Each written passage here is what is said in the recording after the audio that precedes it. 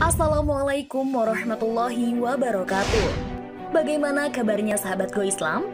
Semoga selalu Allah berikan sehat lahir dan kesehatan iman ya. Sahabat, ajal menjadi sesuatu yang pasti bagi makhluk Allah di muka bumi. Jadwal kematian manusia sudah ditetapkan ketika masih berada di dalam kandungan, ketika ruh ditiupkan oleh malaikat. Semua orang beriman pasti mempercayainya. Saat kematian ruh nanti akan meninggalkan jasad kemudian berpindah menuju alam lain yaitu alam barzakh, mahsyar, dan seterusnya. Namun timbul pertanyaan, di mana ruh ditempatkan setelah kematian seraya menunggu hari pembalasan? Apakah di langit, di surga dan neraka? Apakah ada di sekeliling kita? Apakah ia mempunyai hubungan dengan jasad yang ditanam di bumi? Silahkan sahabat simak video ini sampai selesai, hanya di channel Go Islam. Namun sebelum diulas lebih lanjut, jangan lupa klik subscribe, like, dan klik lonceng notifikasinya terlebih dahulu, agar channel Go Islam dapat terus memberikan manfaat khazanah keislaman untuk umat. Sahabat, kematian adalah hal yang pasti. Sejauh manapun manusia berlari, mati tetap akan mendatangi. Seberapa kuat pun perlindungan yang manusia buat, dia akan mati tak kala malaikat maut dijadwalkan datang untuk menjemput. Dalam kondisi ini, ruh pun harus berpisah dengan jasad. Kemana sebenarnya keberadaan ruh setelah mati hingga kiamat datang? Pertama, perlu diingat agar tidak disibukkan dengan pertanyaan yang kurang bermanfaat dalam kehidupan kita sehari-hari. Karena ilmu semacam ini, baik kita ketahui maupun tidak kita ketahui, tidak memberikan banyak pengaruh bagi ibadah maupun amal kita. Salah satunya adalah pertanyaan tentang ruh. Jika kita mengetahui keberadaan ruh, apakah di jasad, di langit, atau di bumi, apakah kemudian kita akan menjadi semakin rajin beribadah? Atau kita menjadi semakin takut kepada Allah? Jika yang ditanyakan, apakah ruh orang yang zalim juga disiksa? Mungkin bisa dikatakan bahwa pertanyaan tersebut termasuk pertanyaan yang wajar.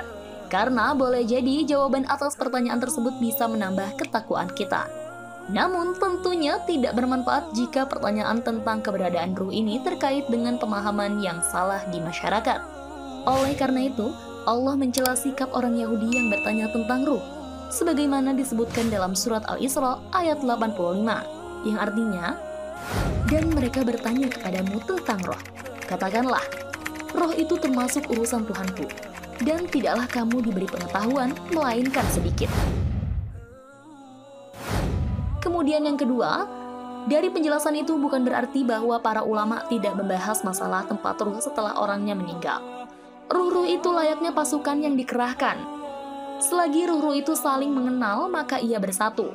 Selagi ruh-ruh itu saling mengingkari, dia akan berselisih. Badan pada saat itu berupa tanah dan air. Mereka lalu ditempatkan Allah menurut kehendaknya, yaitu di barzakh, yang juga menjadi tempat kembalinya setelah meninggal. Nabi Muhammad pernah bersabda, jika satu di antara kalian meninggalkan dunia, maka akan ditontonkan tempat duduk maq'ad padanya setiap pagi dan sore. Saat itulah akan diketahui jika memang ahli syurga, maka kelak akan masuk syurga sesuai dengan yang ditontonkan padanya. Jika memang ahli neraka, maka kelak akan masuk neraka. Diucapkan pada mereka yang telah wafat, ini adalah tempat dudukmu hingga Allah membangkitkanmu pada hari kiamat. Syekh Dr. Umar Sulaiman Al-Ashqar menjelaskan posisi ruh setelah terpisah dari jasad dalam buku Al-Yaumul Akhir, yang berdasarkan dari hadis-hadis dengan rincian, yaitu ruh para nabi berada di tempat tertinggi bersama para malaikat. Rasulullah pada detik-detik wafatnya mengatakan, Ar-Rafiqul A'la, yang artinya, kumpulkanlah aku bersama sahabat terbaik yang berada di atas. Ruh para syuhada berada di tembelok burung-burung hijau di surga. Burung ini memiliki sarang yang menggantung di bawah arsy. Ruh orang mukmin yang soleh, yang berada di tembelok burung, namun bukan burung berwarna hijau, yang bergelantungan di pohon-pohon surga. Ruh ahli maksiat berada di tempat mereka mendapat siksaan dari masing-masing jenis maksiatnya. Seperti ruh pezina berada di suatu lubang seperti tanur, bagian atasnya sempit dan bagian bawahnya longgar. Dari bawah tanur ini dinyalakan api. Kemudian mereka berlomba-lomba berebut naik ke atas. Kedua, ruh orang yang makan hasil riba berada di sungai darah.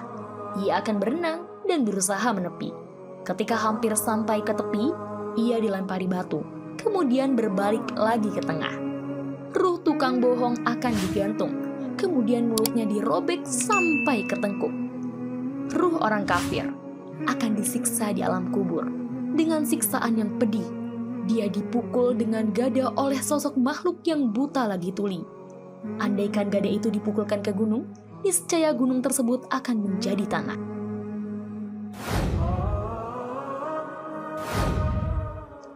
Sahabat muslim, sebenarnya masih banyak lagi pendapat-pendapat dari ulama lainnya mengenai tempat kita setelah kematian. Namun, setelah mengetahui beberapa pendapat tersebut, patutlah kiranya kita selalu berbuat kebaikan, agar bisa ditempatkan di tempat terbaik oleh Allah dan dihindarkan dari siksa api neraka.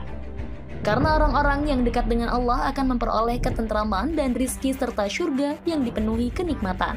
Sahabat, dari ulasan tadi kita jadi mengetahui bahwa ternyata ruh memiliki tempatnya sendiri-sendiri dan bertingkat-tingkat sesuai perbuatan yang dilakukannya saat di dunia.